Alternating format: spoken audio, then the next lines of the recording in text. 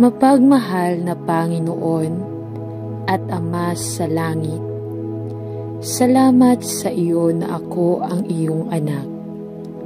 Ama, ipinagdarasal ko na ang aking buhay ay maging puspos ni Kristo Jesus, na hindi na ako makita ng mga tao, kundi makita ko si Jesus sa akin, sa iyong papuri at kaluwalhatian. Ama, gayunpaman ako ay tinatrato ng ibang tao. Ipinagdarasal ko na ang iyong pag-ibig ay sumikat sa akin, anuman ang mangyari sa aking buhay. Hinihiling ko na ang iyong kapayapaan at kagalakan ay mananatili sa loob ko, anuman ang mga paghihirap na maaari kong makaharap sa buhay. Turuan mo akong maging matiyaga at mabait sa lahat ng aking pakikitungo sa iba, at ipakita ang kabutihan at biyaya sa akin na nagmumula lamang sa iyo. Gayunpaman, maaaring maging mahirap ang mga panahon. Ipinagdarasal ko na ako ay maging banayad at kontrolado ng sarili sa aking mga aksyon at saloobin. Nawa ay ako ay maging isang mabuti at tapat na lingkod. At Panginoon, nagpapasalamat ako sa iyo na anuman ang mangyari, kahit na ako ay lumayo sa iyo, nananatili kang tapat. Panginoon, alam ko na hindi ko mapapaunlad ang bunga ng iyong banal na Espiritu sa pamamagitan ng aking sariling pagsisikap o kalooban. Ngunit kung paanong ako ay nagpapahinga kay Kristo, tulungan mo akong manatili sa iyo. Nagdarasal ako. Amen. Mahal na Ama sa langit, naparito ako sa iyo, Panginoon, sapagkat gusto kong manatili sa Panginoong Hesus, at hayaang mahayag sa akin ang magandang bunga ng kanyang buhay. Tulungan mo ako, Panginoon, upang lumagos sa biyaya at sa isang kaalaman tungkol sa Panginoong Hesus, upang ang mga biyaya na nakita sa buong buhay niya ay umunlad sa loob ko. Panginoon, alam ko na ito ay isang buhay lamang na nanatili sa matamis na pagkikipag-isa kay Kristo Jesus, na maglalabas ng matamis na bunga ng kanyang Espiritu. Gusto kong maging isang tao na sumasalamin sa Panginoong Hesus sa aking buhay. Kaya tulungan mo akong manatili sa pakikisama sa iyo araw-araw. Salamat na mahal mo ako, kaya namatay ka para sa akin.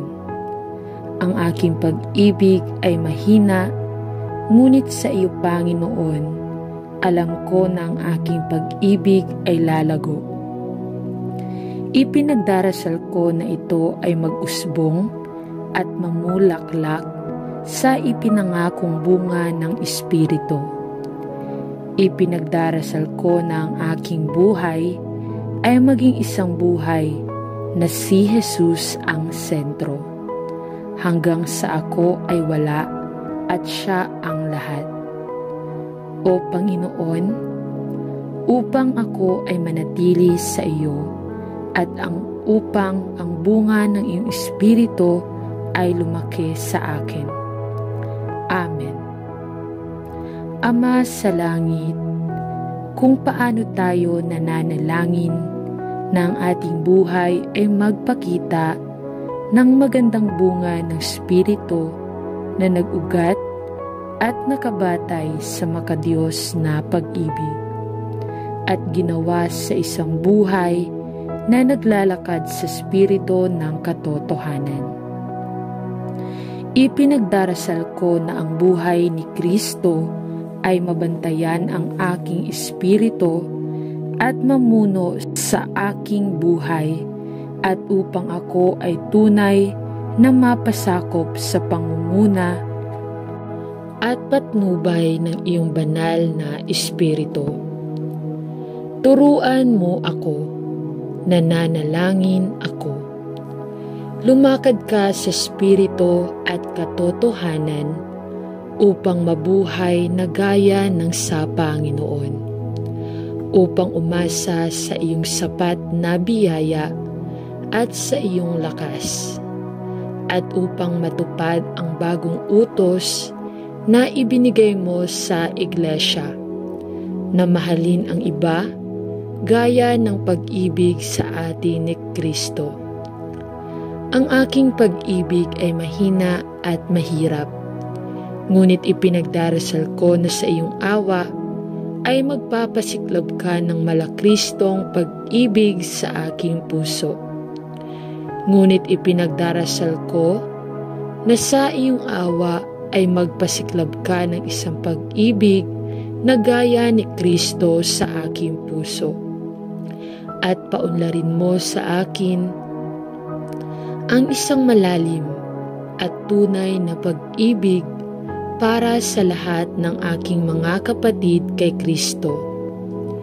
Dalangin ko na samantalihin ko ang bawat pagkakataon upang ipakita ang iyong pagmamahal sa iba sa pagkilos, sa loobin, mood at motibo, at upang ipakita ang iyong pag-ibig hindi lamang sa aking mga labi kundi sa aking buhay, sa pamamagitan ng pagbibigay ng aking sarili sa iyong paglilingkod, at sa pamamagitan ng paglakad sa kabanalan at pagpapakumbaba ng Espiritu sa lahat ng kaarawan ng aking buhay.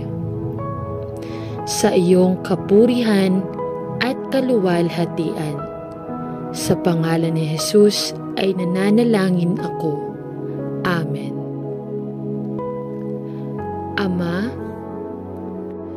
kung paano ka namin pinasasalamatan para sa mga bata at kabataan na dumating upang iligtas ang pananampalataya sa iyo.